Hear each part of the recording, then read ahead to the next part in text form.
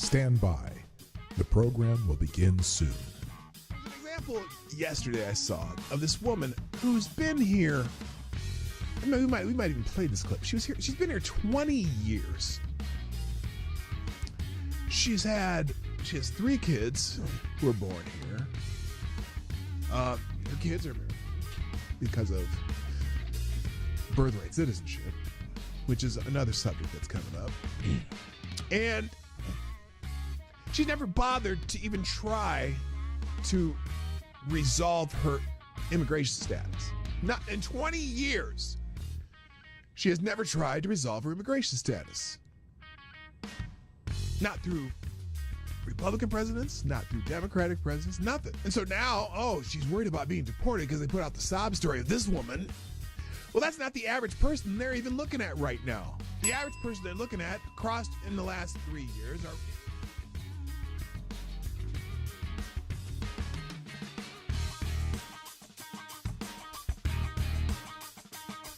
CNN is cutting jobs to embrace the digital future. No, they're cutting jobs because, as I like to say, they suck.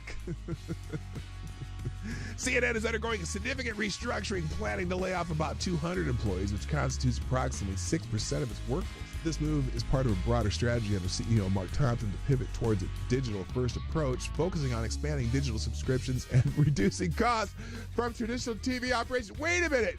Didn't they already try the CNN subscription service, which failed miserably?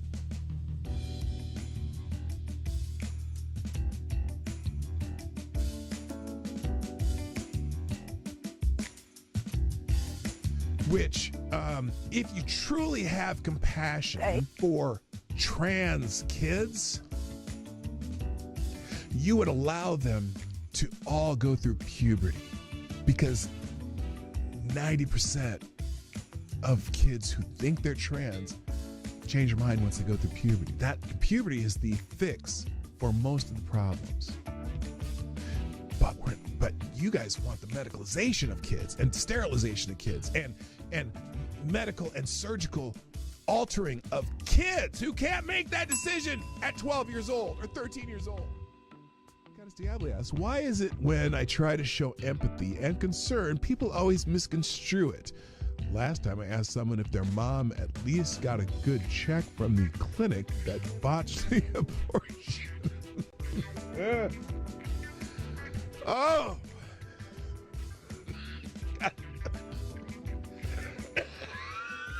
Oh, God. Damn it, AD. I think you just need to find a gentleman. Stand by. The program will begin soon.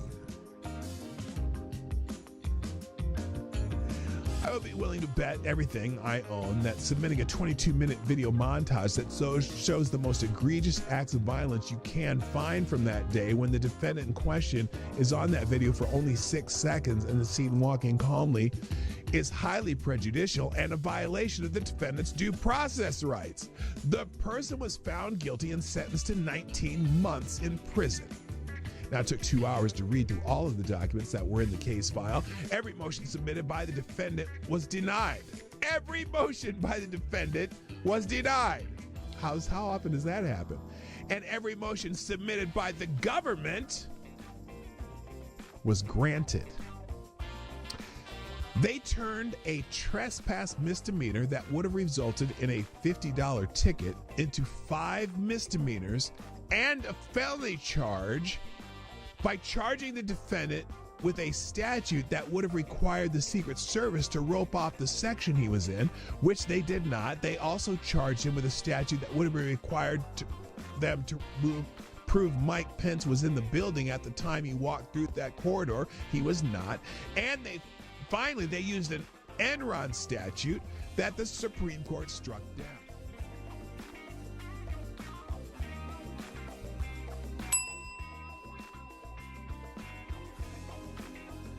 If you accept a pardon, you are admitting guilt.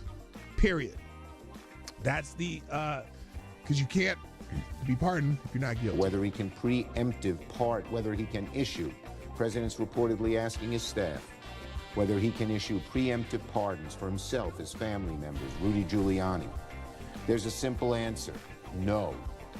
No, Mr. Oh, that you would can't? Be a gross abuse Oh, of the presidential it's a pardon authority. gross abuse of presidential pardon authority. Well, there you go. You accepted a pardon, Adam Kinzinger. You think you may have committed a crime.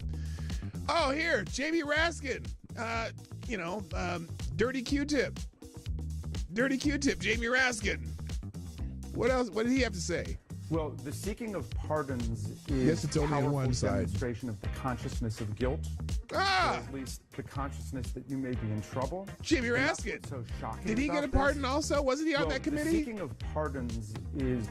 He was on that committee. I'm curious if you're going to condemn that part. You're going to condemn that pardon. You know, Joe Biden pardoned a lot of people. Yeah, he should answer for that and explain. Lots of murderers, lots of drug dealers, lots of people who killed people, commuted the sentence of a couple murderers. One drug dealer who people died from taking the drugs that they sold them. Stand by. The program will begin soon.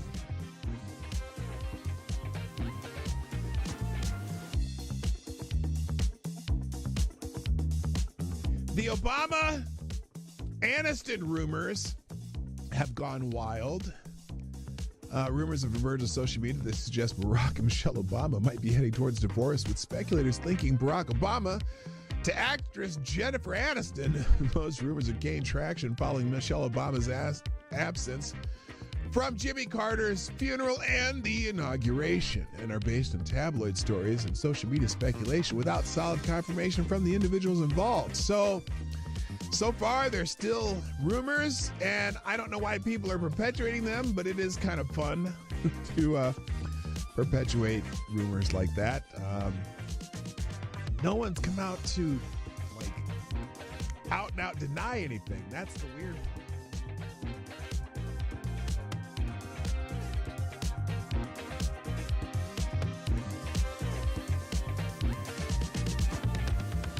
We should just take a deep breath and acknowledge the audacity. The audacity! Of a president who's so clearly concerned about his own criminal culpability. Oh my God, his own criminal culpability and his son's business dealings. I know that they're talking about Joe Biden, aren't they? And that of his family member.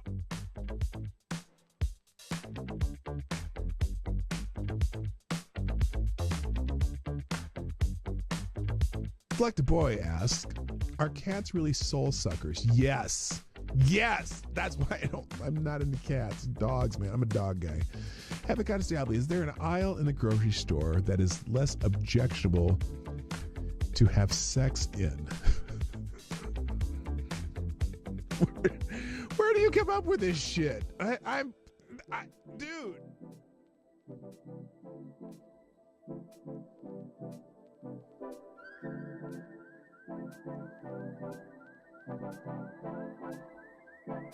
Trump has done something no person in the world has ever done before. A dead man, a dead politician has risen. Yes. Somebody who if we were 4 years ago at Davos, he's buried, a dead. And I wonder how many people at Davos have been funding Donald Trump's demise that has failed. I wonder how many people at Davos, again, let me say it again. I wonder how many people at Davos have been funding what they had hoped would be Trump's demise. I bet you there's a few of them there. And didn't work, did it now? Didn't work now, did it? Politically, known to me. He's now returned. This is the greatest comeback in political history of a politician. And then, therefore, he thinks he can do anything. At the end of the show, every day on my show, if I put something on the screen or I'm talking about it, or it's a topic or an article that I'm presenting in this show, I provide links to every single thing that I've talked about. And even more, the ones I didn't even get to, I drop them in the chat at the end of the show, and also I drop them in the description. So if you want to find these articles, they will be in the links at the end of the show.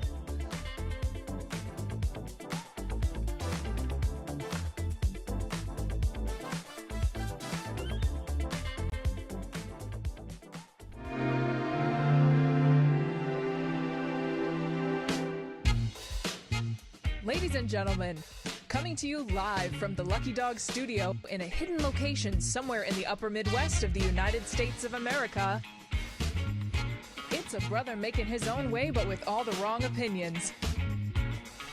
Welcome to the Morning Night Live with your host, the one and only Dawg Knight.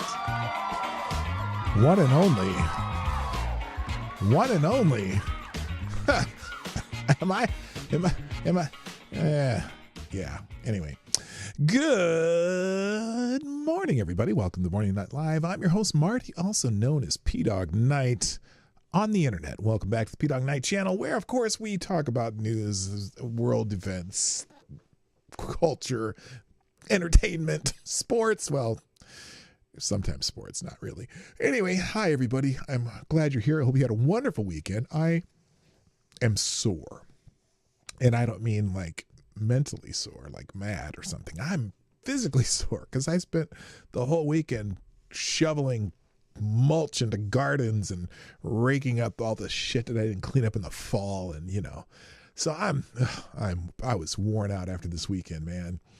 After Lady Boomer and I sat down and just chilled watching a K-drama yesterday evening. I went to bed. I think I fell asleep in about 17 seconds because I was just beat. But my gardens are looking beautiful. Now, if you've never seen the pictures of my gardens, I'm pretty proud of them. They're perennial gardens. I don't do a lot of work other than every couple of years we got to throw some mulch in there to make it look nice again. And it's turning out great. And a lot of my tulips are starting to pop through, and the daffodils and all that stuff. It's all getting ready to come up. It'll be flowering in a week. I'm shocked at how fast some of that stuff pops up. It's pretty exciting. What is this? What is going on here? Is that okay? That's right. But what do I have under the? What's the tip goal there? Did I ever change that? I don't think I did. What does it say? All net proceeds. No, that's not true anymore. By the way, I am sending that $38.99 to the Wonder Warrior Project, including well, not $38.99. Let's see, it was $42 total on that day. So I'll be sending that today. And that you know what? I said I'm not going to include what they take out. That was the total amount donated. So I'll pay the fees on it because it's worth it.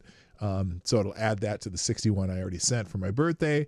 And so it'll be a total of $103 to the Wounded Warrior Project. I already sent the 61, but I still have to do the 43. So thanks for everyone who contributed on that day, specifically to the Wounded Warrior Project. Now it's just back to the Marty's Drinking Fund.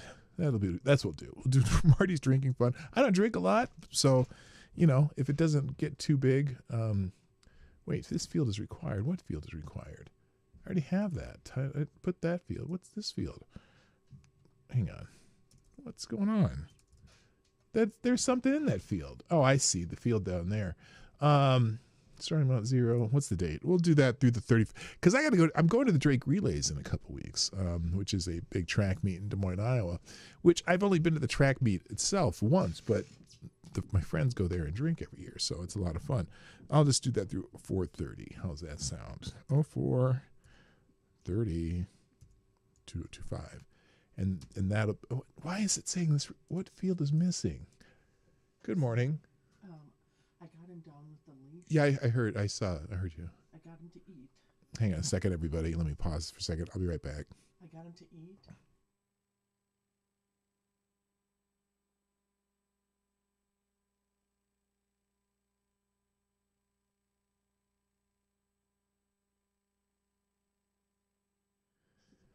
My dog's not doing all that well right now. He got out the other day.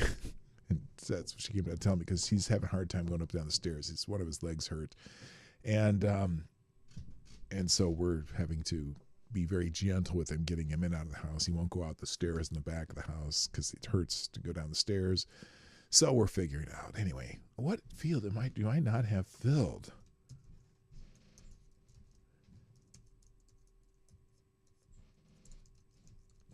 So there we go. What is this? The field is... Okay, there we go. Oh, not Marty's Drinking Fund. Fund. There, let's start over. there you go. So we'll put $100 in the drinking fund for the Drake relays, and by the end of the month. So if you want to sponsor me, you want to contribute to Marty's drinking fund, because nothing else seems to work I put up there. I never get to the goal, but I appreciate everyone who sponsors the show. Someday. Anyway, so let's get into the show. Lots of stuff going on. Plus, I have lots of news and links today. Probably won't get to half of it. So I do encourage you to do that. Plus, I'll leave the aggregator from the Ace of Spades blog up there, because that's there's one section that I could have done every article if I had the time. And hang on a second here. That would be the section that is the economy stupid. It's called the economy stupid section. I do highly encourage you to go through that one, because a lot about the trade stuff, a lot of articles about, this trade strategy of the current White House, etc. Very good section. I read through several of the articles already this morning earlier. So let's get it started.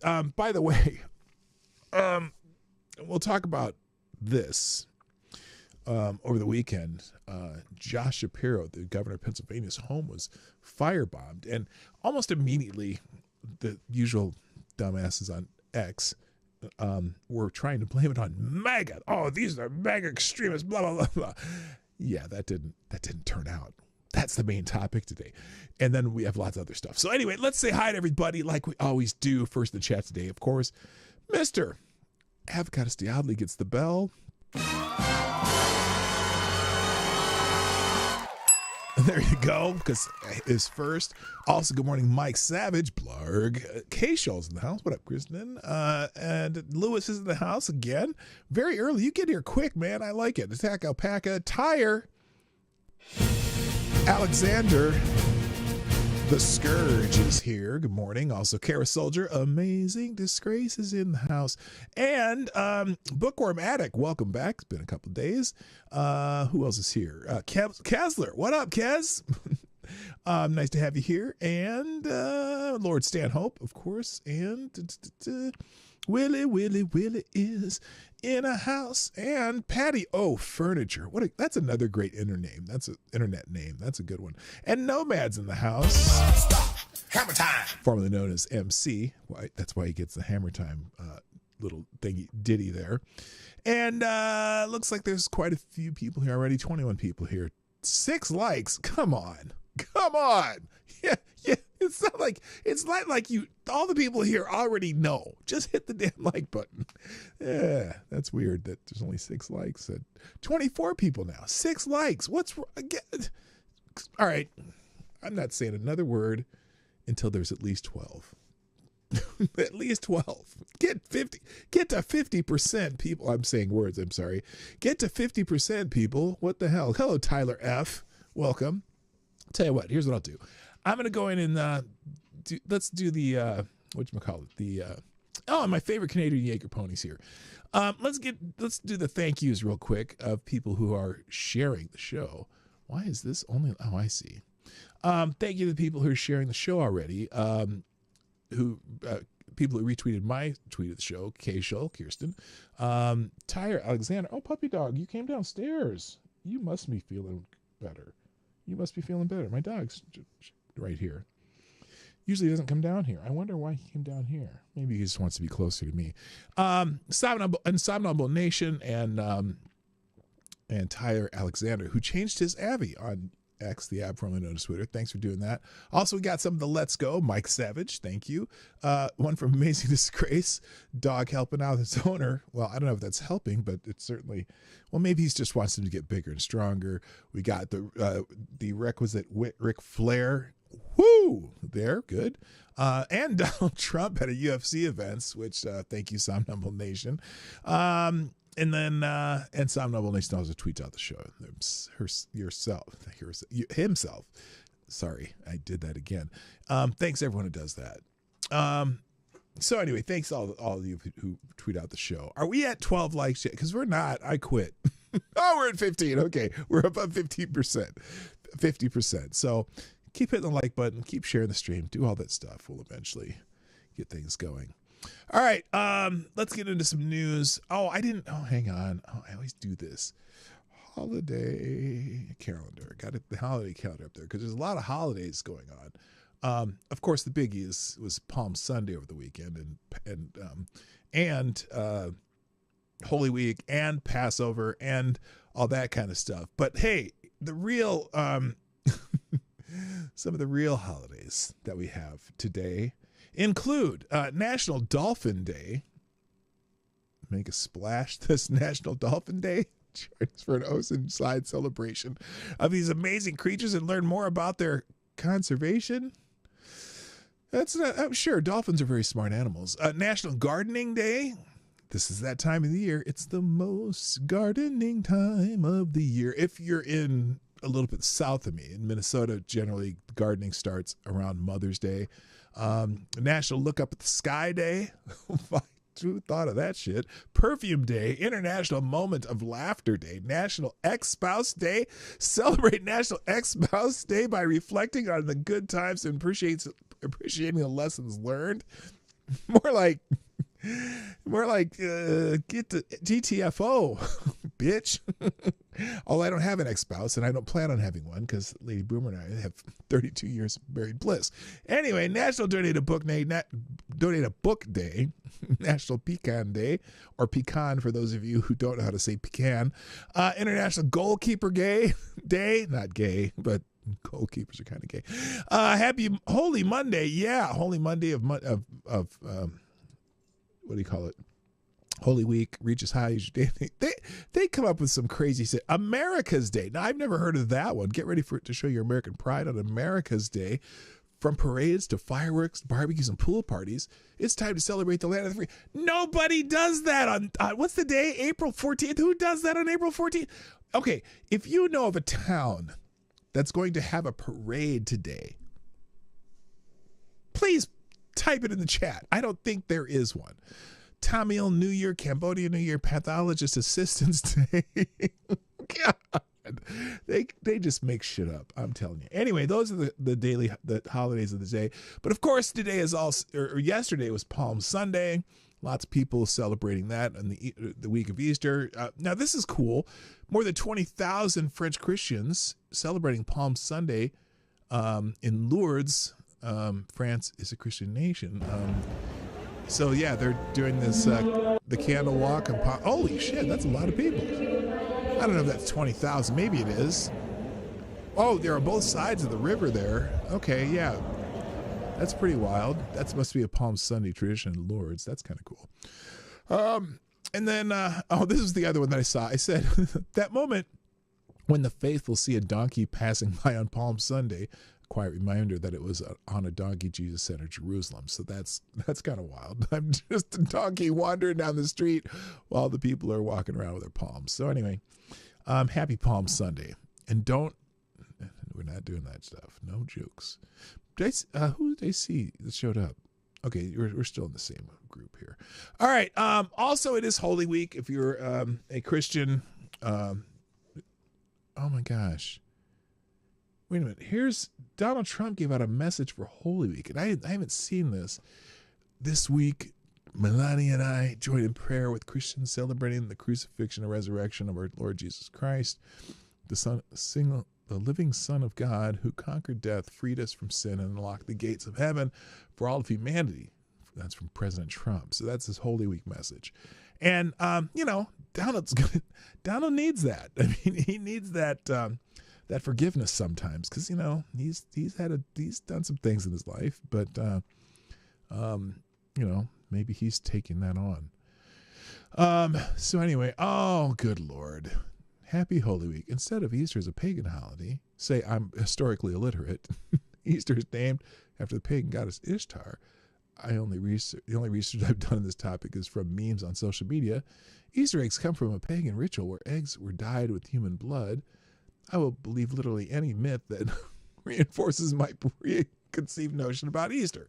Okay, there you go. So, but yeah, good message from Donald Trump on Holy Week, for those who celebrate Easter. He also had a message for the people who celebrate Passover, where it was this message that was from the White House. Hang on. I want to wish the Jewish people in America and Israel and all around the world a very happy Passover. Every year at this time, Jewish families celebrate God's liberation of the ancient Israelites from slavery in Egypt, guiding them through the prophet Moses on a 40-year journey to a very, very promised land. The story of Exodus, which is retold around the globe and all over the world at every Passover Seder, is a reminder not only of the enduring strength of the Jewish people, but of the importance of putting our faith in Almighty God no matter what the circumstance.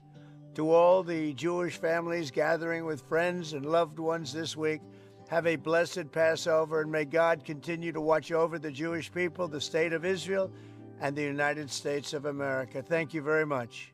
Okay. I want to wish the Jewish people in America. Stop. I did stop that. So yeah, there you go. Donald Trump, the noted anti-Semite, according to some, wishing the Jewish people a happy Easter, or excuse me, Passover, not Easter. That's the other guys. Good morning, Green Badger Outdoors, and someone else just show up. I don't know. There's lots of people here. How many people we got here? We got 28 people and 17 likes. That's not a good ratio, people. Come on, fix that. Fix that if you haven't done it. All right. I wouldn't say this celebrity news, but this is interesting. I didn't really know a lot about this guy. Maria Vargas Llosa passed away over the weekend. And unfortunately, most of these tributes are in Spanish. He was a Peruvian writer, 89 years old, fairly well known in South America, especially. But Maria Vargas Llosa, oh, hang on, hold the translation. He was originally from France, and he was known for his love of literature and for the universal. With his work, he contrasted freedom with fanaticism, irony with dogma, an ironclad ideal in the face of the storms of the century. A tribute to a literary genius who had his home in Peru, which is, they say, here. Here, let me do this one too, because it'll tell you a little more. So, death doesn't distress me, man. There's something, this is a quote from him. Death doesn't distress me, man. There is something wonderful about life. If we lived forever, it would be enormously boring and mechanical. If we were eternal, it would be something terrifying.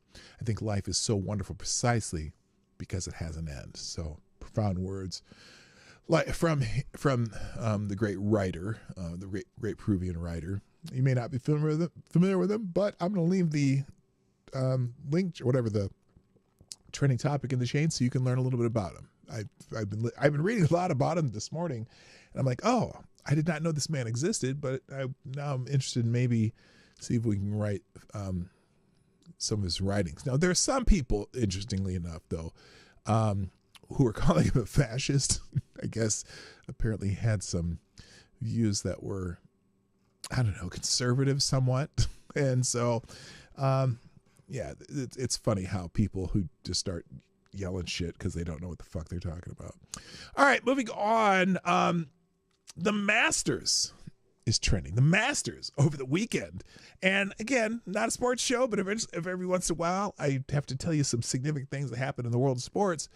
And the Masters is one of the great golf tournaments of all time. In fact, it's one of what they known as the four majors of golf, to include the PGA Championship, the British Open, and the U.S. Open. Or is the PGA one of them? British Open, Masters, U.S. Open. Yeah, in the PGA Championship, I think. Well, a feat that happened this way, the winner of the Masters was Rory McIlroy, however you say his name. And the reason I bring it up is because he has completed what is known as a career Grand Slam, where he has won at least all four of those tournaments at least once, and he joins a very exclusive club. Gene Sarazen, Ben Hogan, Gary Player, Jack Nicklaus, and Tiger Wood, as someone who has completed a world or a career Grand Slam. So pretty cool thing. And so lots of people are talking about that. Lots of people talking about Rory McIlroy. Rory, just the name Rory was the number one trending topic this morning. And Grand Slam also trending this morning. And so congratulations to Rory McIlroy, who puts his name in a list of very, very distinguished golfers. A very rare feat indeed. So congratulations to Rory McIlroy. Also in the world of sports over the weekend, UFC 314 happened. And part of the, I guess, the excitement of UFC fighting these days is whenever Donald Trump shows up at one of these events, and people, the people who are UFC fans, really enjoy that. So, for example, here he is. Oh no, except he mistakenly did not shake Robert F. Kennedy Jr.'s wife's hand because he wasn't paying attention. And so some people thought that was Pam Bondi, but no, that was, I can't remember her name. It's in the links here somewhere. So yeah, this one says Donald Trump totally ignores Pam Bondi. Even he is mad that she isn't giving the people the results they want. No, that's not Pam Bondi. That is, what's her name? It's, it'll say down here some Cheryl Hines. That's Cheryl Hines. He kind of passed right by, and she's like, "Whoa, what? I don't get even a touch." Which, some say maybe, you don't want Donald Trump to touch you if you're on the left. But anyway, lots of things happening at this UFC event. Apparently, Bryce Mitchell, who's a very MAGA UFC fighter, got defeated at this match. And so lots of people on the left are just excited about that. And also the another guy who won his fight, I guess the main event bout.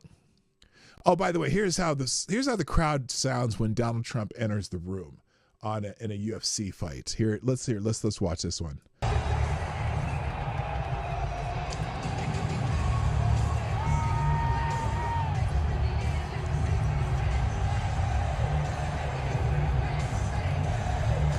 The UFC people love Donald Trump for the most part. There's also a video of him. Shaq apparently walked down to say hi to him, and a bunch of different people, fighters and celebrities alike.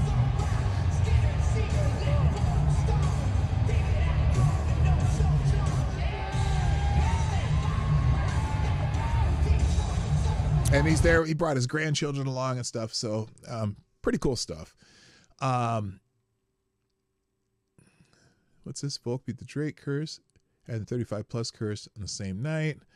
So anyway, also Amanda Nunes found out that she would be inducted into the UFC Hall of Fame. I don't know if I can find a picture of that. There was a pretty cool. There it is where Shaq came up to say hi. Here's Shaq come up to say hi to Donald Trump. With his, it's amazing. I always laugh when I see Shaq being introduced to anybody because everyone knows he's a gigantic human being, right? But it still sometimes just is unnerving. Like Donald Trump's 6'3", 225 pounds, roughly like that. And when Shaq walks up to him, it's like you're hugging. I don't know. It's just he's a. I mean, look how long Shaq's shoulder to elbow is. It's almost as long as Trump's entire arm. So that's pretty wild. Yeah, I don't know where it happened to the clip of Amanda Nunes finding out that she was inducted to the Hall of Fame, but good for her. Tremendous fighter if you're into that sport. All right, we're going to move on. Also, speaking of politicians showing up at events, I guess Coachella was this weekend too. And Bernie Sanders showed up at Coachella. And which some people find a little bit ironic because tickets to Coachella range from $700 to $1,300. And an order of nachos can cost you like $100 at Coachella. But there's Bernie Sanders hobnobbing with all the, I don't know what you call it, people who can afford to pay $600, $700, $800 to go to Coachella. And then Bernie Sanders shows up. Now, what's interesting also about Coachella By the way, if you're not familiar with that, it's a giant music festival in Coachella, California. But also, people who go to Coachella sometimes do it on a payment plan. Now, this is from the Daily Mail. More than half of Coachella general admission attendees are buying tickets through payment plans. So maybe that does make more sense that Bernie would be there. 3-year letterman, my favorite count on X, says, I would rather finance a waterbed while never lettering in shit and listening to Taylor Swift on loop than spend 1 second at Coachella. Now, what's this? Okay, if you need to take a loan out to go to Coachella, you shouldn't be going to Coachella. There have been about 100,000 attendees each weekend for the festival, and over half of them are financing their tickets. The ticket prices are around $600, but most festival goers are spending over $1,000 for housing and food as well. The payment plan starts with a down payment as low as $50, but at least they get to show off their best Sunday duds. And I'm doing this only for strict research purposes and for Avocados Diablo at the same time, just to see if we could do, let's do, what do you call it? We're going to do like a walkway evaluation of Coachella outfits. How's that sound? Let's do a walkway evaluation. Now we're going to start with these two young ladies who seemed, it's a spam risk. I'm not answering that. Who seem to have forgotten part of their clothing line. But let's just watch this and see how it goes. So we got these. Oh, I'm going to take the music off because I don't want. Here, let's do this. I got a good idea. We'll use my own music for this, because if I use their music, then I get in trouble. So let me fix this in a second. We're gonna do a Coachella walkthrough. Oh yeah, look at all the hookers. Yeah, there is a hooker vibe to some of it. I'm gonna admittedly say that. Let me find some appropriate music. Oh, where'd my music thing go? Well, we'll just open another one. Here we go. We'll open the music up. Should we do something funky? Should we do something funky for the Coachella walk? Let's go. Funk. Let's go funky, and it should be somewhat funky. We'll see. Well, let's try this. And then we'll do no vocals because we don't want to hear anyone's voices. We just want to hear some funky music. Let's just start right at the top. Okay, here we go. Okay, that's kind of funky. Now, where did Coachella go? Hang on, let me find the tab. Here we go, Coachella. We're going to do the whore walk at Coachella. Ready? And shall we begin? Coming out from Coachella week 1, people who financed their trip to Coachella. Okay, yes. Oh, there is a definite issue here with someone must have stole some of their clothes. Skankfest I thought Skankfest was a comedy show. Kind of is. Hello, Shrapnel. All right, here's some more. Okay, these dudes are ready. They seem a little overdressed compared to the ladies. Oh, and we got heavy-set chicks and one in a wheelchair, but I'm not going to knock the wheelchair because that's not her fault. All right, how about these? 1 through 10. We're going to go 4.5. What the hell? What? Oh, my goodness. Is she carrying a baby? Wait a minute. You're taking a baby to Coachella? You got to be fucking kidding me. All right, let's keep going here. Oh, she lost her shoe. She lost both her shoes. He's walking around her side. How do you lose your shoes walking to Coachella? Okay, here we go. Okay, what the bloody hell is that? Nice hat, though. Okay. Oh, my God. Do any of these look good? Except to Avocados Diablo. I don't know what that is either. My God, these people. Oh, and remember, half the people going to Coachella financed this. Obviously, because they couldn't afford stylish clothing. It is truly a horror fest. I'm not even going to stop this anymore. Oh, there we go. Wait a minute. Hold on. I wasn't going to stop it, but do you think maybe? Let me turn that music down. Do you think maybe?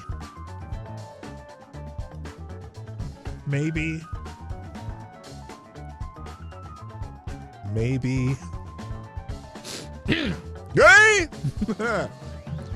All right, more boobies hanging out. Yep, they're flopping around. There you go. Yeah. Now look. Now wait a minute. What is this? Can you see my, yeah, you can see the cursor, right? What is that? I mean, this looks like a real costume, and they're, you know, of course it's, you know, it's a night out at a British pub too, I guess, because you see a lot of that. A lot of heavyset chicks though. But it is the United States, so you know, we're kind of the fatter nation. Oh, but she got wings. She must have had a Red Bull. Hang on. I think this one, here she comes. Wait, 3, 2, 1, Red Bull. She had a Red Bull, but she's super skinny. I can't believe I'm just doing this for over a minute and a half. Oh my God, feathers. Oh, hey, it's Beetlejuice. Awesome. Now I can respect the Beetlejuice guy. Hello, Resolute Germ. And Hogo Sports, hello. Yeah, oh, unfortunate. Okay, I'm gonna stop there. Let's just stop there because, you know, we can only take so much. If you want to watch the rest of that, knock yourself out. And I don't mean as in just do it. I mean, no, really knock yourself out because there's really no good reason to watch that. I do need to make an observation though, because I've seen this a lot lately. You know, hello Renee Mayat, by the way. You see, I see this a lot lately. Now, do you remember when like the bare midriff thing started popping up? I mean, it obviously happened in the 90s because, you know, Britney and all that. And then it went away for a while, and now it's kind of back. But I've never understood, and I don't mean this necessarily disrespectfully, well, not necessarily, what's with the fat chicks doing the bare midriff thing? That kind of defeats the purpose of the bare midriff, because you're supposed to be showing off, you know, the good part and not a good part. And I see it all the time now, where big old heifers wearing bare midriff tops and stuff, just all the bulges and blobs and stuff thing hanging out. You're like, who told you that looked good? Nobody told you that looked good. I don't get it. I don't get it at all. Is there more here? I'll just give you one more example if they see one. Oh my God, what is that? What? Oh, she looks okay. All right, she's good. Oh, now that, then there's stuff, people dancing and stuff. Anyway, so that's Bernie Sanders showed up to that. Bernie Sanders showed up to that, and he let's see. Here's Bernie. Do they have I mean, it's a picture of Bernie at Coachella. Like who? I mean, the most unobvious person to show up at Coachella, Bernie Sanders, making a surprise appearance at Coachella to sermonize on the evils of wealth in front of a crowd of people who paid at least $600 a ticket to be there, is peak 21st century Democratic Party. That's so true. Oh my goodness. Let's see. Is there anything else in Bernie and Coachella? No. But anyway, Bernie's on his tour while Trump's at UFC. Just the juxtaposition of the two politicians showing up somewhere. Oh, this is great. By the way, I didn't show this last week. Maybe I'll make this a separate link because this is a good one. You know, Bernie's out there talking about oligarchy, right? And apparently Bernie has been talking about oligarchy because, you know, he's on the oligarchy tour. Oh, this is an oligarchy, right? This is an oligarchy, right? Well, here's a compilation of Bernie Sanders talking about oligarchies over the year. Here it is. And we're gonna ring the bell every time he says the word oligarchy. Now, granted, this is a compilation of him saying oligarchy, but I'm going to ring the bell each time. This great country of ours is moving 1993 rapidly in the direction of oligarchy. Now remember, that was in 1993. That was 30 years ago. Rapidly in the direction of oligarchy. Okay, oligarchy. That's the word of the day. Here we go. The United States of America today is increasingly becoming an oligarchy. 1994. More and more moving toward an oligarchy. We are moving in the direction of oligarchy. We will move even more rapidly in the direction of an oligarchy. This great country is evolving into an oligarchic society. What up, Dutch? It is called oligarchy, and that is the system we are rapidly moving toward. This is a budget that moves our country rapidly into the direction of oligarchy. A handful of billionaires are moving this entire planet toward an Oops, I read it too soon, but we know. Society. We start off with the bad news, which is pretty bad. Bad. And that is that under Donald Trump, this country is hurtling rapidly toward oligarchy. So it's and notice he always, every time he said it's hurtling rapidly towards it. I think he said 32 years ago, and he's been saying it probably every year since. But now it's only under Donald Trump that it was rapidly moving towards oligarchy. When, of course, 1993, who was the president? Was that Bill Clinton? And he said it in 94 and 95, Bill Clinton. 2007, Barack Obama. Wait, let's go. Let me just run this back. 2012, Barack Obama. 2014, Barack Obama. 2015, Barack Obama. 2017, Trump. 2018, Trump. And then 2025, Trump. So every president ever in the history of Bernie Sanders' political career has been helping this country hurdle, not just leap and bound, but hurdle towards an oligarchy, even though leaps and bound and hurdle is kind of the same thing. Anyway, so there you go. Bernie, he needs to get a new script. He's on the oligarchy tour for the last 40 years. Now, also at Coachella, apparently it's a controversy. Somebody named Charlie XCX, who's an artist who really doesn't have a whole lot of music out there, but she was, remember that song Fancy? I can't remember the Australian blonde rapper chick that I'm so fancy. That's Charlie XCX singing the hook on that song. And apparently she has a couple other songs that are probably big in Great Britain or something. But anyway, she was at Coachella this year. And I guess she was upset that she was not headlining. So here's a thing called where she's, this is a picture of her wearing the shirt saying, Miss should be a headliner sash at her Coachella after party. And she apparently, this is the same night that Green Day was the headliner.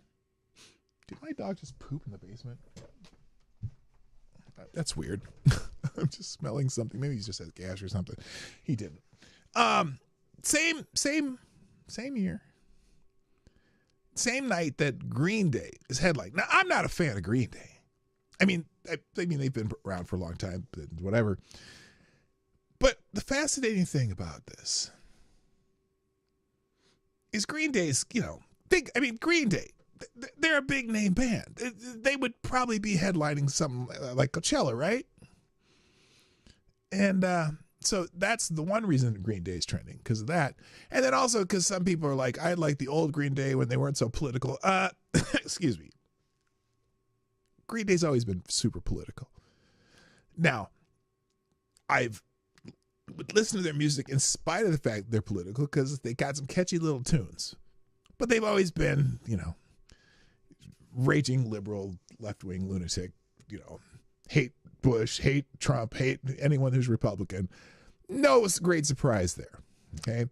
But the fact that someone named Charlie XCX thinks she should be headlining in the night that Green Day was headlining seems a little silly to me. All right, let me get through these next few trending topics quickly so I can get to the main topic. One trending topic is Real ID. And a lot of people are people are complaining because of this new law, the SAVE Act that's been passed in the House, hasn't gone to the Senate yet. And some people are saying, oh my God, this is going to disenfranchise 70 million American women because they got married and they can't get the documents to prove they're American citizens because their birth certificate doesn't match their current stuff, right?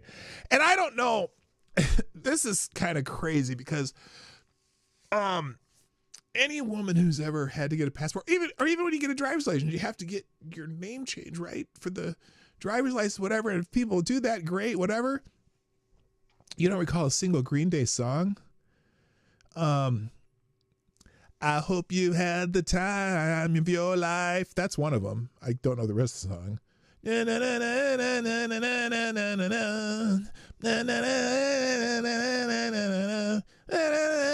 don't know the words, so that's as close as I can get. Or do you have the time to listen to me rhyme? That's Green Day, if you weren't sure. Anyway, so back to Real ID.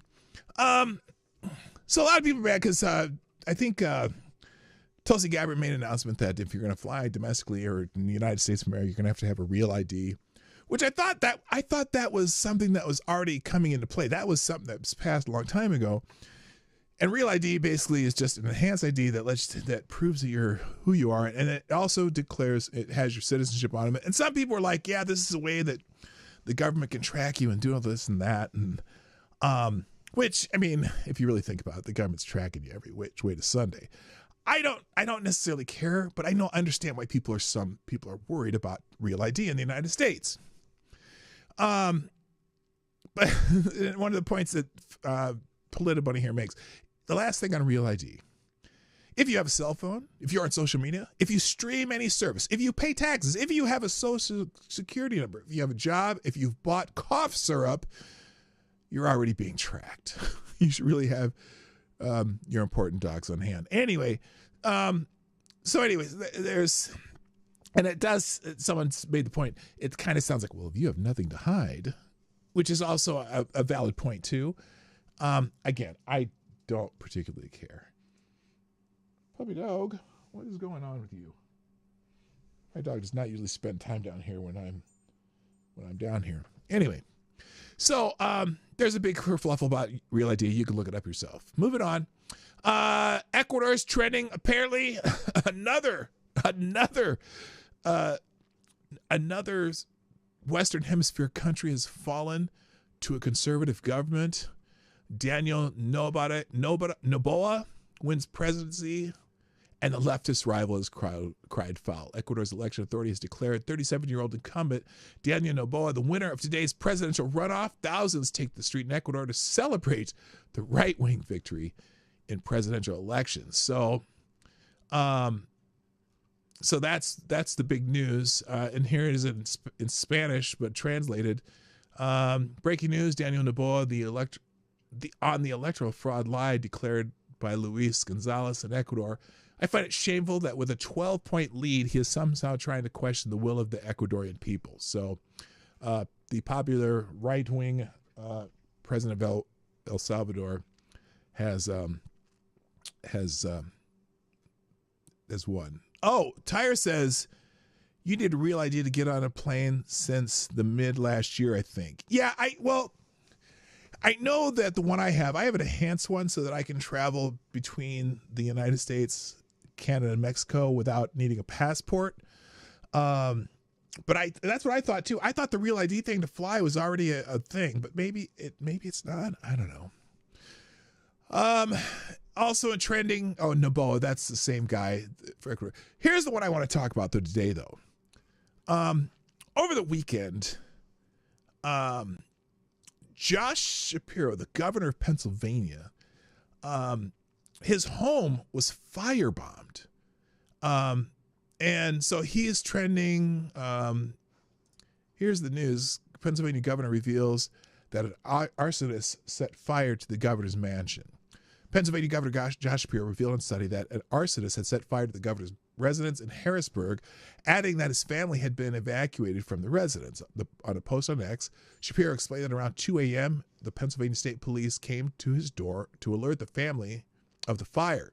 Shapiro added that no one was injured and the fire was extinguished. Quote, last night about 2 a.m., my family and I woke up to the bangs of the door from Pennsylvania State Police after an arsonist set fire to the governor's residence in Harrisburg. Shapiro wrote the Harrisburg Bureau of Fire was on the scene while they worked to put out the fire. We were evacuated from the residence safely by Pennsylvania State Police and assisted by Capitol Police. Thank God no one was injured and the fire was extinguished. Every day we stand with the law enforcement and first responders who run toward danger to protect our communities, he added. Last night they did so for our family, and Lori and I are eternally grateful to them for keeping us safe. In the press release, the Pennsylvania something something, explained that while the fire was successfully extinguished, it caused significant amount of damage to a portion of the governor's residence. This is the governor's residence. Dog, what are you doing? I must have dropped food down there because he's down there eating now. Then they said there's a reward of up to $10,000 offered through PSP tips for the arrest and conviction for the person behind the arson attack. So that happened, right? And immediately on social media, they were speculating. They thought for sure that this was some mega extremist or some right-wing extremist, some nut job, someone who's out there because Josh Shapiro is a Democratic governor. And the speculation on this was kind of wild. And I wish I could find the post from the other day, but there's one. Dog, what are you doing? Dog, go away. Go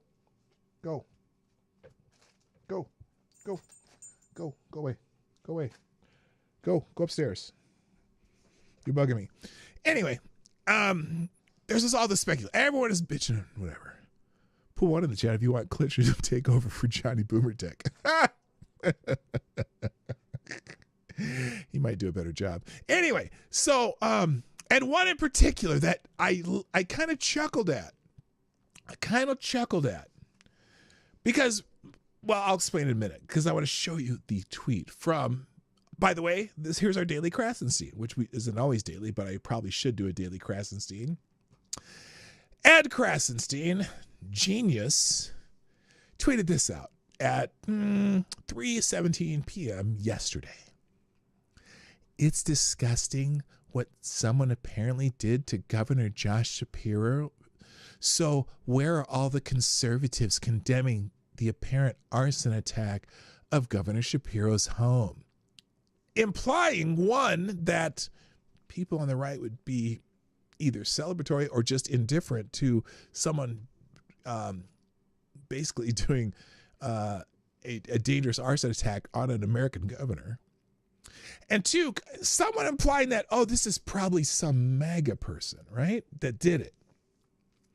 So, and the replies to him were pretty what I would expect. Data Republican, who's she's the one who's finding all this stuff. She's basically a forensic analyst. I unconditionally condemn the arson on Governor Shapiro's home, and I call on all other conservatives to do the same, which they were already doing, by the way. Just this FYI.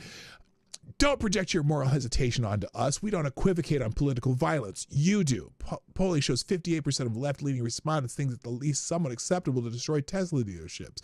That's firebombing based on ideology, and your side defends it all the time, as I added.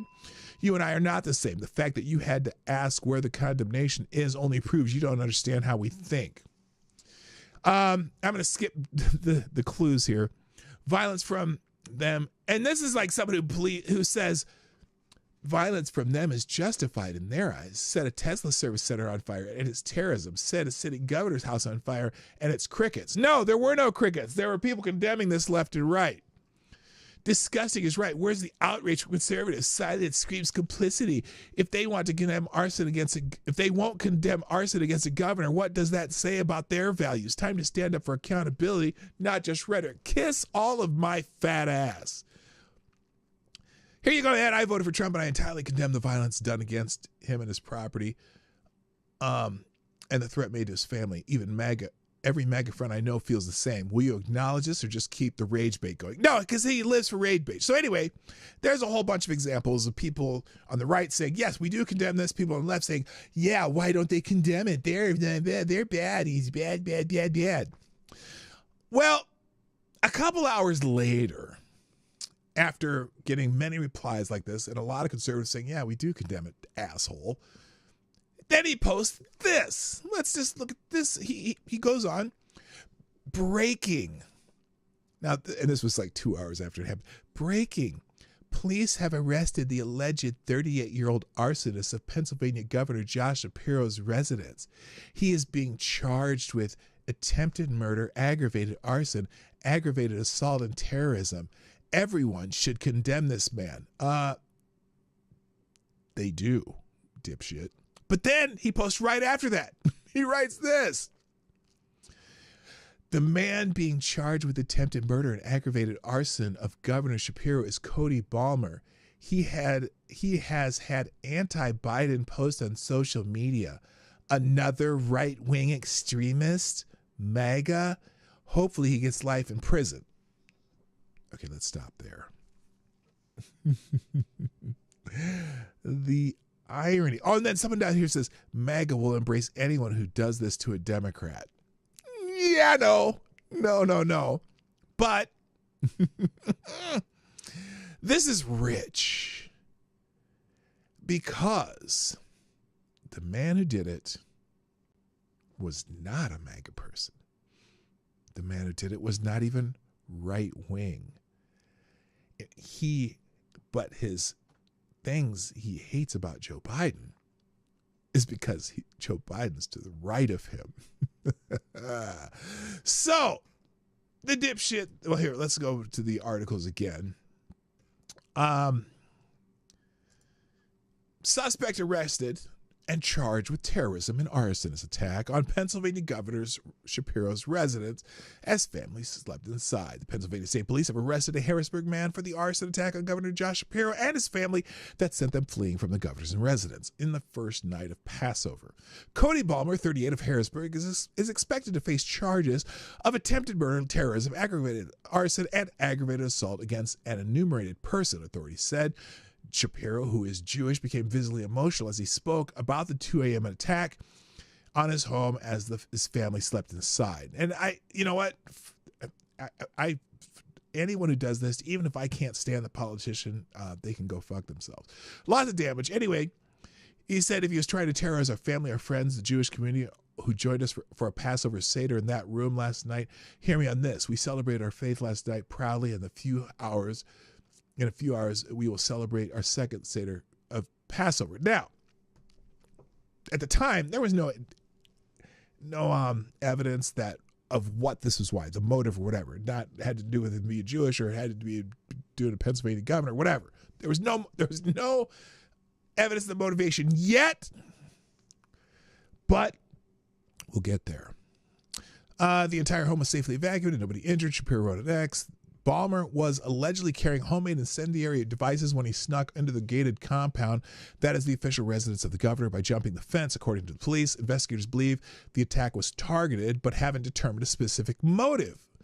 Police did not release more details on Balmer's actions and so on and so forth. So, as we scroll through the Josh Shapiro trending topic on X, we begin to learn more about Cody Balmer. Well, now here's something that's interesting because they were saying he was a right-winger. Might have been a right-winger. Remember you said that, Ed?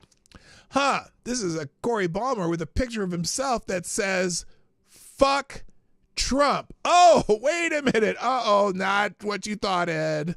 As we go down here some more. I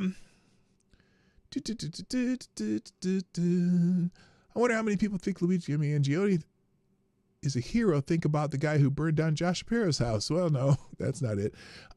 Here's another one, though. Conservatives want a Tesla gets scratched when someone sets fire to Josh Shapiro, and when someone sets fire to Josh Shapiro's house. Oh, terrible. The Tesla gets scratched. Oh, nothing about the Josh Shapiro thing, right? Wrong. Let's see. Oh my gosh, and this is a lie. Listen to this one. This is a complete lie. Breaking: Cody Balmer is arrested for firebombing Pennsylvania Governor Josh Shapiro's governor's mansion. There are unconfirmed reports Balmer's phone contained material from a neo-Nazi group in praise for Adolf Hitler. Developing previous social media posts by Balmer mocked MAGA members as well as Joe Biden. Now that's the bit more important part. He mocked MAGA people. He didn't like either side. let's see. Let's scroll down. Where's the other one? There's some good ones here. Palmer's mugshot release. Say immediately he admitted to torching Pennsylvania Governor Josh Shapiro's residence while the family slept inside. There are pictures of Palmer's and his family, which may indicate, it has really no indication whether or not he would have been MAG or not, but apparently the picture of he and his family that are going around are, well, let's see, maybe we have to look up him specifically. Here it is. Now, this is, according to put this up, meet the man who firebombed Josh Shapiro and his family as they slept. Take it in. You won't see this picture tomorrow in the news. Yeah, probably not. The arsonist who attacked Pennsylvania Governor Josh Shapiro's name is Cody Balmer. His phone pinged for 39 Kamala Harris rallies, Antifa, BLM protests, pro-Hamas Palestinian protests. The left is the party of terrorism. I cannot guarantee that that is correct information either. Who said that his phone was paying for those things and how? They wouldn't know that yet. At least it wouldn't be made public yet. But here's the one that is probably how I feel about this too. They blew up and lit Teslas on fire and attacked innocent Tesla owners, and the left said nothing. Someone lights a fire at Pennsylvania Governor Josh Shapiro's house. Conservatives condemn it, and the left condemns it. One party with standards, the other not. So now, granted, there are a few people who have, on the left, who have condemned the Tesla, attacking Tesla owners and their cars and putting Teslas on fire, but not a whole lot, because 58% of Democrats say, could be justified. Nah.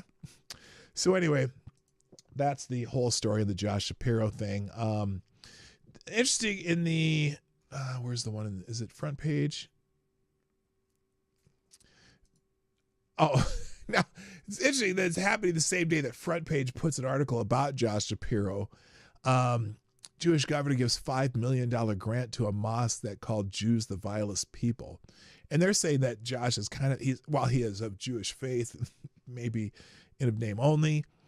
But I don't think it's fair to say that about someone if they know what they believe and you don't get to question it. If you do, sure, you can question it, but I don't know if it's fair.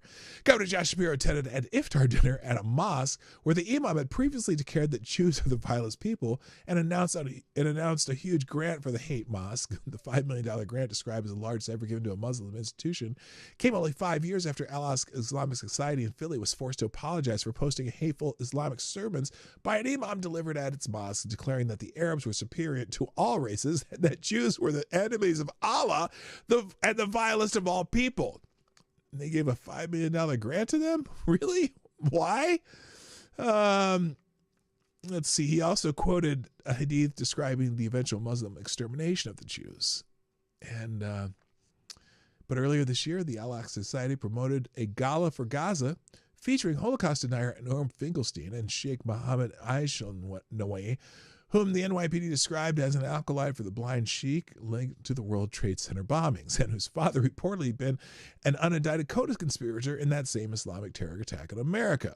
And for some, you could read the rest of the article, but it's just odd that they would have given a $5 million grant to that mosque. Hello, GDSOB. Oh, just in time for the talk about Jewish people.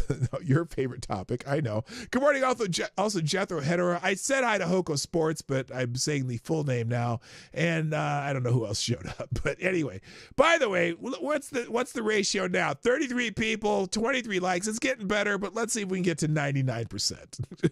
If you haven't hit the like button, do it now, because you'll forget otherwise. All right, moving on. Speaking of leftists, well, we don't know if this is a leftist either, but another extremist, I guess they're describing him as.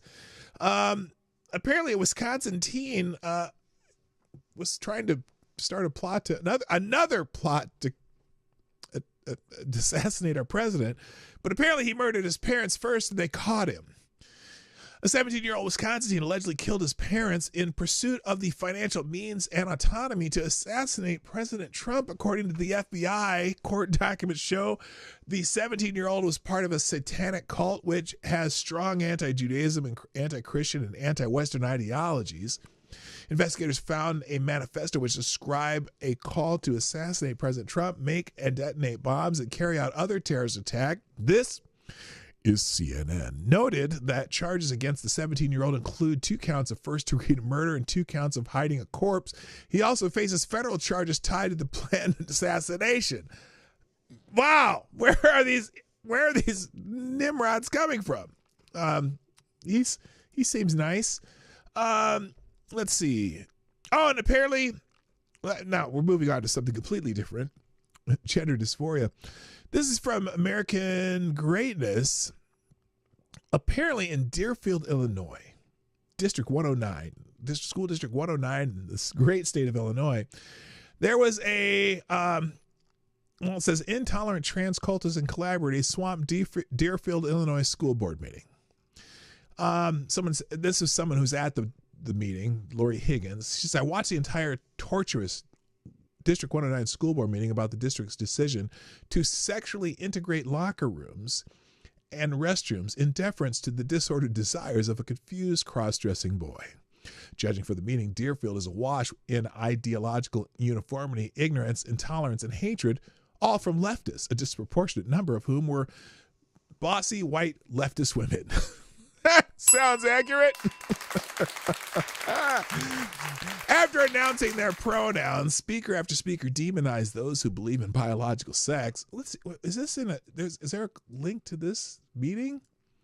Should we just watch some of this? Oh, it's 2 hours long. We can't watch the whole thing. Let's just give the summary here. Did you see the teacher was fired for writing the N-word on the board in class? No, I did not. I did not. No. Now, okay, in the chat, since we've already begun, start writing N-words that you think the teacher wrote on the board that have, but wrong answers only. Don't you put that right answer. I see you. You were thinking about it. After announcing their pronouns, speaker after speaker demonized those who believed in that biological sex has a meaning and should be respected in private spaces. The leftist speakers referred to those who critique leftist gender theories as hateful, ignorant, bullying, cruel, and exploitative. They referred to cross-sex impersonation as authenticity. Believing sex bodies created by God are meaningful and worthy of respect does not constitute hatred of anyone. Believing girls, boys, women, and men are entitled to spaces created to honor and respect their sexed bodies does not constitute hatred of anyone. Nothing is less than authentic than pretending to be a sex one is not. So, who was there to give advice and marching orders to normal parents of normal children who don't want to share locker rooms with the opposite sex peers? Well, bearded ladies, including one who used her young child as a prop, cross-dressing adult men spoke, angry cross-dressing minor spoke, a homosexual pastor and a heretical local Unitarian church spoke, activists from the trans propaganda organization spoke, and speaker after speaker read testimonies from anonymous Deerfield parents of trans kids, all of which testimonies were prefaced by nearly identical introductions suggesting some sort of organized plan. The identical introduction went like this. Quote, I support District 109, our teachers, the staff, the Human Rights Campaign, and trans rights. Tonight I'm here to share the words of another Deerfield parent who would like their voice to be heard on this matter, but wants to protect their family's privacy. So they all made up stories. One wonders who wrote the script for the Stepford Wives to recite. Some of the leftist speakers claim that, quote, trans, end quote, people constitute an eensy-weensy, itty-bitty percentage of the population. Well, if they do, then how about having a separate room for them? Why disturb the entire rest of the school for one student? I'm just saying. And they demand all minor girls be willing to share locker rooms with the opposite sex peers or use another privacy space to change. Oh, well, why do they all have to use the extra privacy space versus the one? one leftist speaker actually said, trans girls are girls. Nope, they're not. Trans girls are in reality boys. And if these boys don't want to change in boys' locker rooms, they can use another private space to change. Just some logic. Several leftists trotted out the ignorant and tired race analogy, suggesting that sex-segregated locker rooms and restrooms are analogous to racial discrimination. If that were true, then you would have one locker room for every kid. If it's just like race, you'd have one locker room for every kid. That's not how that works, you dumbasses. Anyway, okay, here's for the obtuse. Suggesting that sex-segregated locker rooms and restrooms are analogous to racial discrimination in housing or eating at a lunch counters, drinking at water fountains, or riding in public buses. Again, for the obtuse. 1, race is 100% heritable, in all cases immutable, and has no behavioral implications that are legitimate objects of moral assessment. Cross-sex impersonation, on the other hand, is not 100% heritable, is in some cases immutable, and is constituted by subjective feelings and volitional acts that are legitimate objects of moral assessment. 2, race or skin color is irrelevant to housing, bus riding, drinking water, and eating at lunch counters. In contrast, biological sex is central to privacy concerns related to the undressing or going to the bathroom. In fact, biological sex is the reason we have any sex-segregated locker rooms and bathrooms. If, as leftists claim, sex-based locker rooms and bathrooms policies are equivalent to separate drinking fountains for blacks and whites, then surely we should eliminate every sex-segregated private space everywhere. No more girls' or women's locker rooms, showers, bathrooms, saunas, or steam rooms. After all, we would never tolerate even one race-restricted drinking fountain. Many of the leftists made the absurd absolutist claim that no trans girl, that is cross-dressing boy, threatens the safety of any girl in any locker room. Tell that to the girl in Oklahoma in 2022 was severely beaten in a school bathroom by a boy who was pretending to be a girl.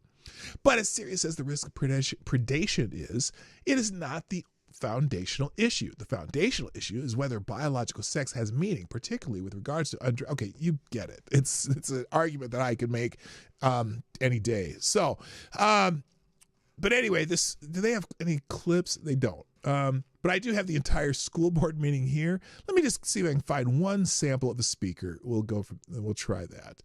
Let's go here. Let's try just at this point. Kids want to play with their friends. Abby Marks. Okay. Come on. Where'd you go? Thank you. Hi, I am a Deerfield resident, District 109 parent, and a previous DHS graduate. I support District 109, our board, our teachers and staff, the Illinois Human Rights Act, and trans rights. Tonight I am so she got the script. Let's listen. Sharing the words of another Deerfield parent who would like their voice to be heard on this matter. Really? You don't think Deerfield parents would be so proud in the praise they would get for being a brave parent of a trans kid, that they would just speak for themselves? Oh no, you decide to speak for them. Yeah, I bet. But wants to protect their family's privacy. Here is their letter. We are proud parents to multiple children in District 109. Our kids are active in Deerfield community sports. Are they? District program. What sports teams do they play on? Just curious. And they love spending summers at the pool. Oh, they do. Is this a penis haver or a vagina haver? Not that it really matters. One of our kids is transgender. One of them is. Tonight, we would like to give some perspectives to those parents who might have questions on the wants and needs of trans children. While we cannot speak for the entire community. You are. You're trying to. And guess what? So if you're not going to try and speak for the entire community, you realize a large portion of the community has a different view. See, you're trying to shove your view down the rest of the community. And I'm guessing that a majority of the community has a view different than yours, but I'm going to let you finish. This is our observation. Trans kids want to play sports. Trans kids want to dance. Trans kids want to play with their friends. Trans kids want iPhones. Trans kids want to draw, paint, laugh, watch movies, ride scooters, have ice cream, and even sometimes.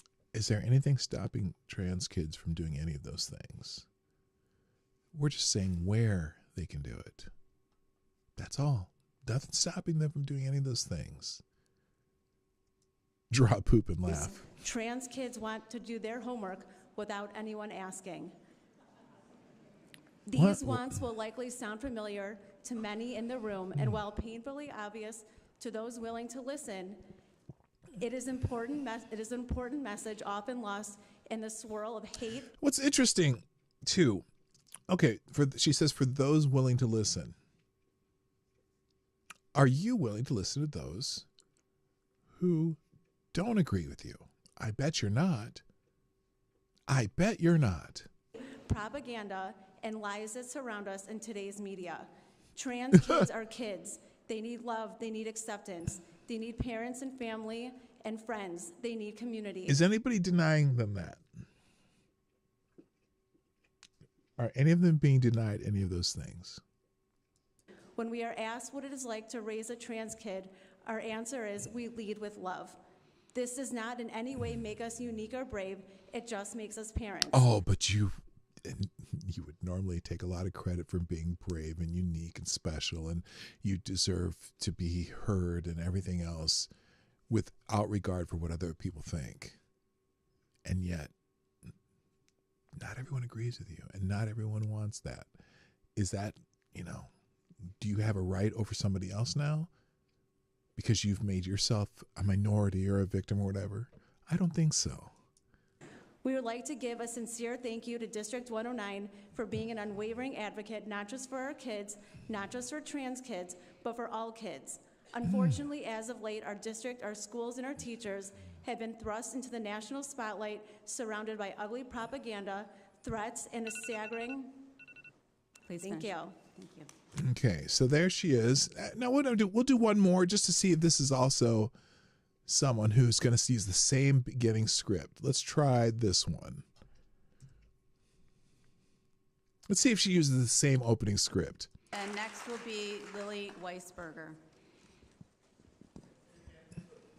My name is Stephanie Georgelis. I am a Deerfield resident. I am Same, starting out the same. I am a Deerfield resident. I'm a DPS 109 parent, as well as a District 113 parent whose son went through 109 as well. I am also an educator outside of 109. So you're one of the culprits. I want to say that I support you and thank you for everything that you are Okay, she didn't doing get the to entire support script. our students. So thank you to our board. Thank you so much to our teachers and to our staff. As a teacher myself, it's I mostly can only women. imagine Yes, you're right, what Iggy. they must be going through as well in order to protect the students that need so much protection.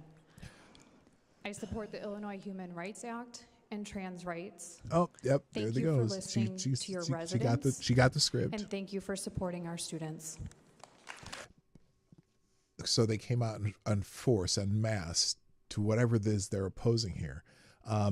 Links to this will be in the links today or to this meeting. I might have to go watch this whole meeting and just kind of count how many all use the same script though. All right, let's just finish off with a bunch of separate news items, different articles and stuff that I pulled up, plus the aggregator will be in the links today. Let's start with, I don't know if you saw this story, but I'm like, oh my God. So there was a case of necrophilia in New York City. Apparently a New York bum allegedly had sex with a corpse in a subway. Only in a blue city.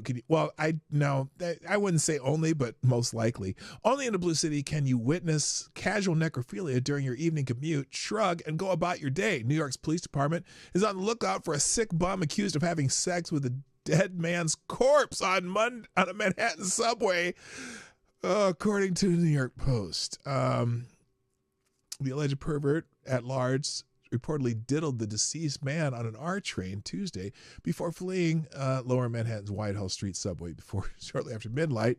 Sources told the Post the unidentified corpse is believed to have died on the train of natural causes shortly after a female passenger handed him his last cigarette. When he keeled over, the woman was seen rummaging through his pockets before leaving them there. The victim was found by his alleged corpse butt rapist 3 hours later. What a way to go out. So he was on the subway 3 hours dead on the subway 3 hours, and then some guy. Oh my God. He has never done anything like this in his life, insisted the person of interest brother during an interview with the Post. He admitted his deranged sibling was a heroin addict who had been locked up for a while. However, he claimed, I don't think he did that, insisting he's not the type of person who would boink a dead body. I don't want to see any film. I don't want to have anything to do with this. Thank you, Kara Shoulder. Drop a small bullet in the tip jar, and you are the new Streamlabs Superstar sponsor of the day. Well, you're the only superstar. You're the only sponsor today. Kara Shoulder says, what trans kids and their delusional parents need is a heavy dose of reality. They often ignore it and cry victim when biological girls voice concerns. Yeah, that's so true. That is so true. Thanks for contributing to the show. Appreciate it. In other news, judge has greenlighted Doge access to the Treasury despite complaints from blue state attorney generals. Oh, no! A federal judge on Friday ruled that the Department of Government Efficiency, a.k.a. Doge, may access sensitive systems in the Department of the Treasury. After a weeks-long battle, the U.S. District Court Judge Jeanette Vargas said that one member of the Doge team may access sensitive payment and data systems at Treasury as long as that member undergoes training. The member, Ryan Wunderlich, would also need to submit a financial disclosure. Vargas's Friday ruling came nearly 2 months after she blocked Doge from the systems amid a legal challenge from blue state attorneys general. The court hereby modifies the PI order to permit defendants to grant Ryan Wunderlich access to the Treasury Department payment records, payment systems, and other data systems maintained by the Treasury Department containing personally identifiable information and or confidential financial information. Yeah, because everyone who works in the fucking Department of Treasury has all that same information. So as long as he's got his training and whatnot, why not? In February, New York Attorney General Letitia James good morning, Scribe. Dawg Knight. How you doing, brother? Letitia James led a coalition of 18 other Democratic attorneys generals in a lawsuit challenging Doge's access across the federal government. Doge is spearheading the President Donald Trump's push to cut waste, fraud, and abuse from government. So, suck it, Letitia. Not literally. Please stay away from me, bitch. Okay.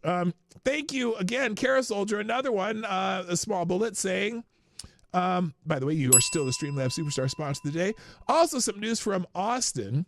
We had an explosion just a couple miles away from where I live yesterday. Oh, any idea what that was?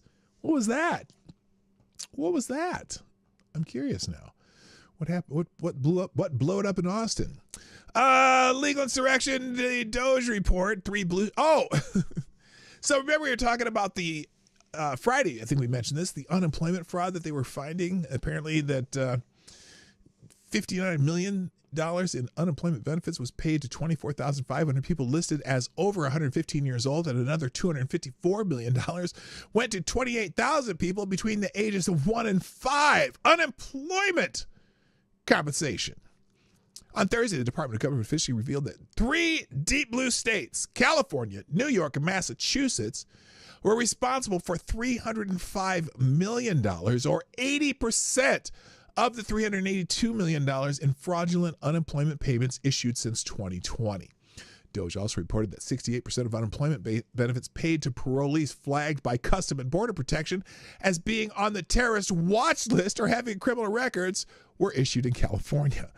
The Doge team found that $59 million in unemployment benefits was paid to 24,500 people listed as over 115 years old. Another $254 million went to 28,000 people between the ages of 1 and 5 who have never worked before. Oh, but wait, $69 million was distributed to 9,700 people with birth dates more than 15 years in the future. So the unborn unemployed, the unconceived unemployed, the no conception of conception unemployed, because the people probably who they'd be kids of aren't even fucking yet. Anyway, the report highlights one case in particular.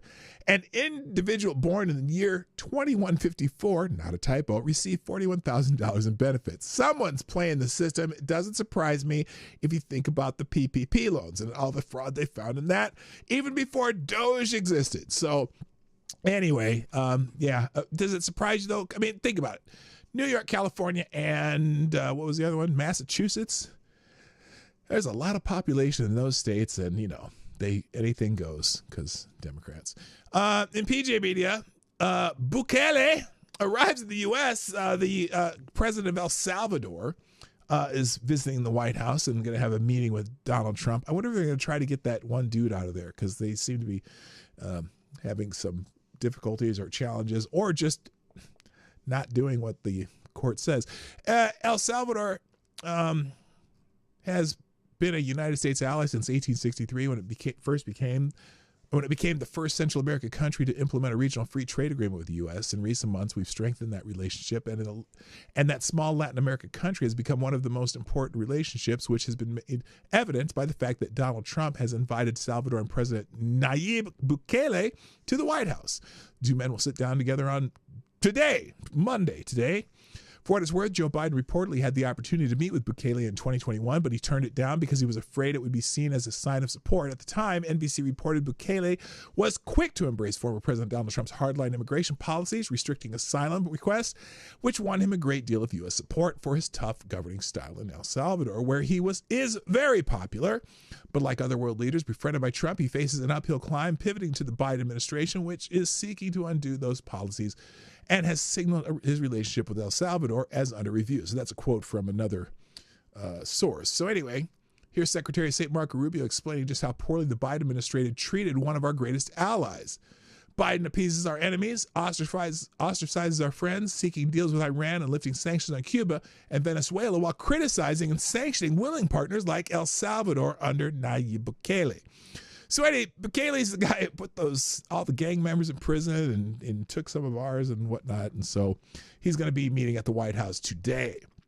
I'm not going to go through the article, but it's an article about this new community in Texas. There's basically a town that's going to be all Muslim or something. Where is it? Yes. So here it is. Well, here it is. It's happening all over Europe. In Amsterdam, several neighborhoods, including Oud West, De Piche, De Barge, and are now heavily Muslim. So is Molenbeek, blah, blah, blah. Anyway, there's a whole city that they're kind of building in Texas where they bought a bunch of land. Well, it's kind of like Dearborn, Michigan, too. Dearborn's kind of completely taken over by Muslims. But although they're kind of based in Dearborn, but still have some issues with some extremists hiding among them. Well, apparently that's going to happen in Texas. It's called Epic City, Texas. Apparently, let's see. It's a proposed Muslim community that is a project of the East Plano Islamic Center, and that's why it's named that. In partnership with real estate firm called Community Capital Partners. The plan is to construct 1,000 homes, a mosque, apartments, a school, and more than 402 acres in Collin Hunt counties near the town of Josephine, about an hour northeast of Dallas. And it's going to be, well, it's kind of like what could go wrong. But maybe, who knows, maybe it could be a what could go right, but since the initiative was announced last year, the leaders of the Islamic Center have hired Dan Kodjal, a leading Houston lawyer, to help them navigate multiple state investigations that were ordered by Governor Abbott in reaction to Abbott's criticism of the Epic City venture. Kodjal went to Vandergraaf that his clients aren't foreign adversaries, but Texans, Americans, the United States citizens, and their only goal, he contended, is to build a community that allows them to live together with people who value family and faith. Yes, that's what they want to do, but it's not all they want to do. They want to do a Molenbeek, a Tower Hamlets, one better. They want the total Muslim experience, no kafirin infidels, with their uncovered wives, daughters, and haram puppy dogs. If you wanted to defend Epic City, you might point to the way in which the Amish settled Lancaster, Pennsylvania, or the Mormons established in Utah. But neither the Amish nor the Mormons have a doctrine of jihadist conquest. They aren't instructed to despise non-believers or throw homosexuals from rooftops. Their sexual politics may be old-fashioned, but they're light years advanced, more advanced than the Islam. So a whole big article on it. I'm assuming, it's not who I thought it was who wrote it, but fascinating place. Apparently, also in other news, apparently the Central Park 5 is filing a defamation suit against Donald Trump, to which Alan Dershowitz explains they might regret that. Attorney Alan Dershowitz said on Newsmax Friday that the Central Park Five may come to regret filing a defamation suit against President Donald Trump, calling the case both legally tenuous and politically risky to the plaintiffs. A federal judge refused to dismiss the defamation lawsuit against Trump filed by the exonerated Central Park Five over his past public remarks. Appearing on the record with Grant and Van Susteren, Dershowitz said that the Central Park Five men were not completely innocent and that new scrutiny could expose details they'd rather keep buried. Look, there's kind of a mythology about the Central Park Five that says they were completely exonerated from the murder of the jogger and whatnot. Here's the problem. Yes, the DNA evidence, there was DNA evidence that someone else had raped the woman after she was beaten. Okay. The problem is it did not exclude any evidence that they had beaten the woman, but because this is in New York City, because Mayor de Blasio ended up, procedurally, they ended up throwing the case out because of the new evidence, but were never ordered a new trial. They were supposed to have a new trial on just the beating and whatnot, to which they had all confessed. And despite what some how would I describe this? Some very liberally exaggerated movie might have told you, they were not interviewed illegally under duress. And in fact, most of them had their parents with them. They have video of all of the interviews. None of it was like, they were not strenuous interviews. All these kids confessed to what they did as far as beating the woman. But the city of New York, under de Blasio, as soon as he came into office, decided that he was going to pay them out for unlawful arrest. Now, there was tons of evidence that they did what they did, except they weren't sure about the rape part. So if they go to this case and say it's defamation, well, discovery is going to be a bitch for them. And it's going to come out that, oh, well, they weren't interviewed under duress. They weren't, the police weren't really mean to them. In fact, the police got them. There's in some of the interviews, I've seen some of the interviews from this. The police went and got a kid a Pepsi, and they were very calm and very nice. They weren't berating them like the movie tells you they did. They weren't not allowed to have any parent there. Like one of the claims is, oh, they did not let this kid have his mother appear with him when he was being questioned. Well, true, his mother wasn't there, but his father was. Like they're like, oh, they wouldn't even let him have his mother there. His father was there. So it wasn't like he was there being questioned without his parent there. It wasn't his mother. Okay. So anyway, Dershowitz says this is going to be a very hard case for the plaintiffs to win. They were not innocent people. They were doing things in the park that certainly were not commendable. At least some of them were. Dershowitz said they did not admit their guilt, but it's a much more complicated, nuanced case. Well, they didn't admit their own guilt, but they all snitched on the other four. But it's much more complicated, nuanced case, and I think they will regret having brought it, because if this case actually goes to trial, we're going to get the depositions that show exactly what they did and where they were every minute of time. With some of the plaintiffs now pursuing political careers, Dershowitz warns the case could expose uncomfortable truth. So there's the whole clip is in the article here, and I'm going to end there because I'm out of time. So thanks everybody. I'm going to drop these links in the chat like I always do, and they'll also be in the description. There's certainly more items in the links today, plus the aggregator has a lot of great articles that I saw earlier this morning. So I do encourage you to check those out. Here is the links from today of what we've done so far. Copy and paste. Here are, don't want the caps on, are the links. And I did one of those things. So there's the links from today's show. I'll have them in the chat, but that's it. I got to go. Thanks for joining me today on the Morning Night Live. Hope to see you back tomorrow or sometime this week, and bring your friends, bring your neighbors. I got to go. My name is P. Dawg Knight, and I'm out of here. Have a great Monday. Bye-bye. Hey, this is P. Dawg Knight. And thank you for watching today on the Dawg Knight Channel. If you have an observation or remark you'd like to make about this video or my channel, I absolutely welcome you to write it in the comment section down below.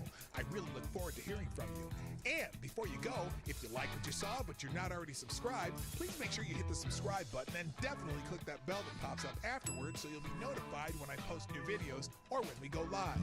I broadcast my live show, The Morning Night Live, Monday through Friday at 10 o'clock Eastern, 9 o'clock Central. A special thank you to all the supporters of this channel who share our videos on social media and who make donations through Streamlabs, YouTube, Venmo, and Cash App, which are all linked in the description down below. Thanks again, and until next time, I'm Dawg Knight, and I'm out of here.